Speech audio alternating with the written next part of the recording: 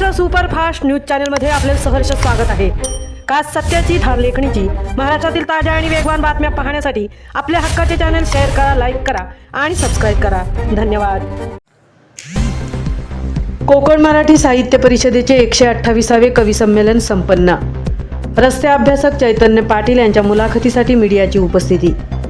उरण येथील ऐतिहासिक विमला तलाव परिसरात मधुबन कट्टा आणि कोकण मराठी साहित्य परिषद उरण शाखा यांच्या संयुक्त विद्यमाने 128व्या ऐतिहासिक कवी संमेलनाचे आयोजन करण्यात आले होते। या सोहळ्याचे अध्यक्षपद श्री जयपाल पाटील सर यांनी भूषवले। या प्रसंगी ज्येष्ठ आगरी कवी पुंडलिक म्हात्रे यांना जीवन गौरव पुरस्कार देऊन सन्मानित करण्यात आले। कार्यक्रमाला प्रमुख अतिथी म्हणून कोकण मराठी साहित्य परिषदेचे केंद्रीय विश्वस्त व रायगड भूषण साहित्यरत्न प्राध्यापक LB पाटील सर आणि मुंबई गोवा रस्ते अभ्यासक चैतन्य उषा लक्ष्मण पाटील उपस्थित होते। या सोहळ्याचे मुख्य वैशिष्ट्य म्हणजे उरणमधील विविध दैनिक वृत्तपत्रांची प्रतिनिधी आणि नामांकित न्यूज चॅनेल्सच्या पत्रकारांनी रस्ते अभ्यासक चैतन्य उषा लक्ष्मण पाटील यांची प्रत्यक्ष मुलाखत घेतली। पत्रकारांनी मुंबई गोवा राष्ट्रीय महामार्गाची सद्यस्थिती आणि रायगड जिल्ह्यातील खड्डेमय रस्त्यांबाबत प्रश्नांची सरबत्ती करण्यात आली। प्रश्नांचे उत्तर देताना चैतन्य पाटील यांनी सांगितले की मुंबई गोवा महामार्गाचे काम दीर्घ काळापासून रखडण्यामागे कंत्राटदारांची दिरंगाई, तांत्रिक नियोजनात झालेल्या चुका कारणीभूत आहेत। तसेच रायगड जिल्ह्यातील अवजड वाहतूक आणि अंतर्गत रस्त्यांच्या दुरावस्थेवर बोलताना शासकीय पातळीवर रस्त्यांचे योग्य ऑडिट करून ठोस उपाययोजना करण्याची मागणी लावून धरली। अध्यक्ष जयपाल पाटील यांच्या उपस्थितीत साहित्यिक वातावरणात कवीने आपल्या कवितांमधून पावसाचे स्वागत केले। आगमन पावसाचे या विषयावर प्राध्यापक LB पाटील सर, रामचंद्र म्हात्रे, संजीव पाटील, मच्छिंद्रनाथ म्हात्रे आणि संजय होळकर यांच्यासह अनिल भोईर, नरेश पाटील, हेमंत पाटील, अक्षता गोसावी, मीना बिष्ट, अनामिका अनंत पाटील, पुंडलिक म्हात्रे, वैभव धनावडे, नामदेव पाटील, मारुती तांबे आणि मिस्त्री सर यांनी बहारदार काव्यरचना सादर करून रसिकांना मंत्रमुग्ध केले। कार्यक्रमात घेण्यात आलेल्या टोल विरुद्ध एल्गार काव्य स्पर्धेचा निकाल जाहीर करून विजेत्यांना मान्यवरांच्या हस्ते सन्मानित करण्यात आले। विजेत्यांमध्ये सुनील पाटील भिवंडी, अवंतिका महाडिक चिपळूण, मनोहर म्हात्रे विक्रोळी, वैभव धनावडे पेण, कल्पना दिलीप महापुष्कर पनवेल आणि नरेश पाटील पनवेल यांचा समावेश होता। हा सोहळा यशस्वी करण्यासाठी मधुबन कट्ट्याचे अध्यक्ष रामचंद्र म्हात्रे, कोकण मराठी साहित्य परिषद उरणचे अध्यक्ष मच्छिंद्रनाथ म्हात्रे, कोकण मराठी साहित्य परिषद रायगडचे सचिव संजय होळकर आणि बाल विभाग प्रमुख संजीव पाटील यांनी विशेष परिश्रम घेतले। या प्रसंगी ज्येष्ठ नागरिक मंडळाचे सदस्य साहेबराव ओहळ यांच्यासह उरणमधील बहुसंख्य रसिक, नागरिक आणि विविध माध्यमांचे पत्रकार मोठ्या संख्येने उपस्थित होते। महाराष्ट्र सुपरफास्टसाठी तृप्ती भोईर, उरण। हा, नमस्कार। आपल्या समोर आहे ते चैतन्य उषा लक्ष्मण पाटील, ज्यांचा मुंबई गोवा हायवे जो रस्ता बनतोय आणि त्याच्यात काय तांत्रिक अडचणी किंवा त्या विषयाचा गहन अभ्यास करणारे हे चैतन्य उषा लक्ष्मण पाटील आपल्या समोर आहेत। तर त्यांना मी आता पहिला प्रश्न असा विचारते की मुंबई गोवा महामार्गाच्या संत कामाचे तांत्रिक कारण काय?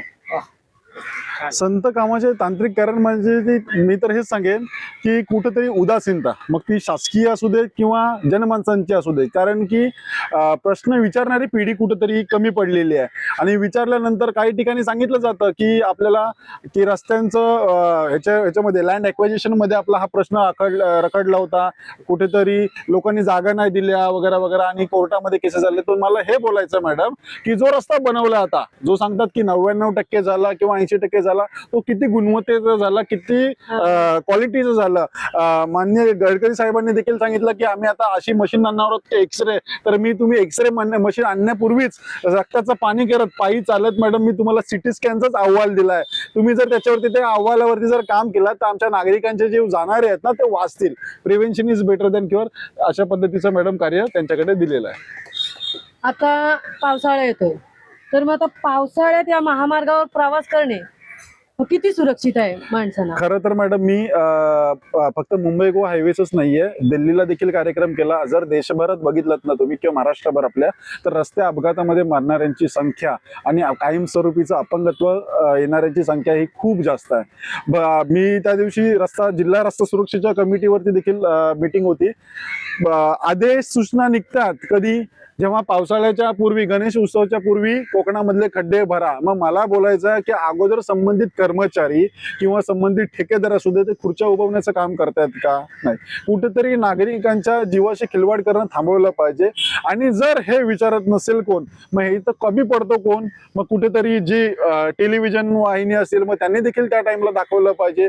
त्याच्यासोबत संबंधित यंत्रणा जर काम करत नसेल तर जागरूक नागरिकांनी, जसं आता उतरलो रस्त्यावरती दाखवलं, तसं तुमच्याकडचे रस्त्यांचे जेव्हा खड्ड्यांचे फोटो दाखवतो, मला असं वाटतं मॅडम तुम्हाला देखील बऱ्याचदा व्हिडिओ तुम्ही दाखवल्यानंतर 2 दिवसात, आता कालची मी कचऱ्याची व्हिडिओ केली, आता आज पाहणी झाली, उद्या त्याची साफसफाई होणार.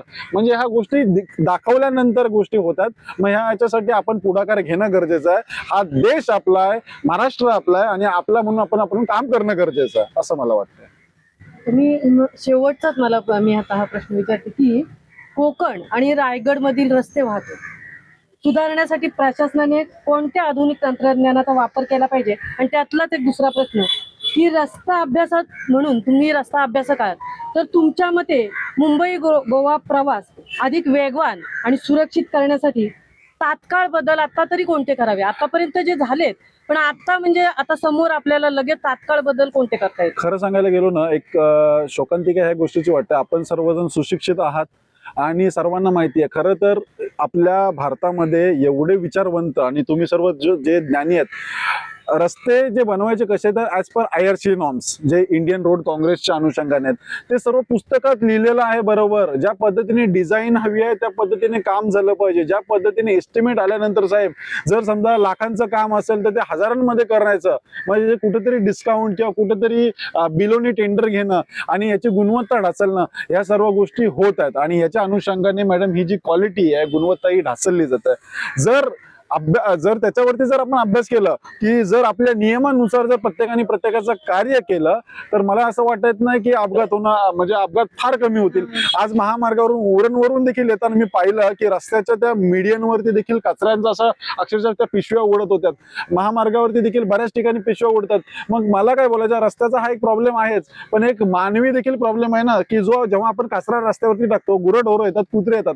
कुत्रे आल्यानंतर त्याला जेव्हा तो तिथनं एखादा मास्क किंवा काही उचलतो किंवा रस्त्याच्या मध्ये देतो, दुचाकीस्वार नेमकाच पडू शकतो ना, किंवा तो बाचकला, पाठीमागचा कारवाला. ऍक्सिडेंट किंवा अपघाताचं कारण आता जर एकेकाचं ऐकलं ना, कारण की याची डिटेल स्टडी केल्यानंतर खूप भयानक परिस्थिती आहे. परंतु एक बोलायचं आहे की जर प्रत्येकाने कायद्यात राहाल तर फायद्यात राहाल, जर प्रत्येकाने जर नियमानुसार जर कार्य केलं तर खूप उत्तम होईल आणि कोकण उद्ध्वस्त होण्यापासून वाचेल. जर प्रत्येकाने प्रत्येकाची जबाबदारी घेतली तर बघायला पाहिजे. जात असताना मी 2 गोष्टी केल्यात. गडबला नंदू सोबतच गेलो होतो. एका आजीचा मृत्यू झाला का, तर ती मुलाने हेल्मेट घातलं होतं, पण एका खड्ड्यात ना बिचारी पडली आणि डोक्याला मार बसला. 2 दिवस हॉस्पिटलमध्ये, तिसऱ्या दिवशी म्हणजे हॉस्पिटलला खर्च आला अलग. दाबिलला जेव्हा चालत असताना साहेब गेलोय, मुलगा तरुण म्हणजे 24 वर्षाचा अगदी मुलगा होता. तिथे एका शाळेमध्ये शिपाई होता. मध्ये एखादी गाडी खड्ड्यांमुळे ती गाडी बंद पडली होती. गाडी 2 दिवस मध्ये उभी, त्याला ते समजलं नाहीये. कंटेनरला जाऊन तो ठोकला, डोक्यावरती लागला. आजचा त्याचा 7वा ते 8वा महिना असेल. ICU मध्ये होता 4 महिने साहेब. मग मला सांगा, घरदार म्हणजे वडिलांची परिस्थिती कमी असल्या कारण त्यांना सर्वांकडून पैसे मागितले, ते देखील कमी पडले. मग घराचं त्यांनी हे केलं, शेतीचं विकायला लागली. म्हणजे असं कोकणाला उद्ध्वस्त करण्याचं काम. आणि त्यांना माहिती आहे एजंट ठिकठिकाणी बसलेले आहेत, त्यांना माहिती असतं की कोणाला कुठली गरज आहे. मग तो लगेच एजंट जॅकपॉट लावतो आणि मग ही कोकणातील जी शेती आहे किंवा तुमच्या आमच्यातली जी शेती, कारण की मुलापेक्षा वडिलांना दुसरं काही महत्वाचं नाहीये. मग तो काय करतो, जे काय पोटचा गोला आहे माझा तो वाचला पाहिजे, ते विकतो. पण तरी देखील परिस्थिती काय होणार. आणि आज हॉस्पिटलचा जो बोजवाराचा लाच कोकणामध्ये साहेब चालत असताना मला हे देखील वाटलं की कोकणामध्ये जे अत्याधुनिक सुविधा हव्यात. आपण बोलतो देश माझा चंद्रावरती गेला किंवा 2026 मध्ये आपण आहोत, मेट्रो बुलेट ट्रेन आली पाहिजे, ट्रेन आली. पण आज माझ्या कोकणामध्ये जर एखादा सुसज्ज हॉस्पिटल नसेल, जर एखादा अपघात चिपळूणला झाला असेल, त्याला MGM आणि KM ला जर नेण्याची वेळ येत असेल, म्हणजे आपला किती विकास करून ठेवलाय. आणि याला सर्वस्वी जबाबदारी आपली देखील आहे, कारण की आपण जाब विचारत नाही जागरूक नागरिक म्हणून. आणखीन काही प्रश्न असतील तर बोलू शकता मॅडम.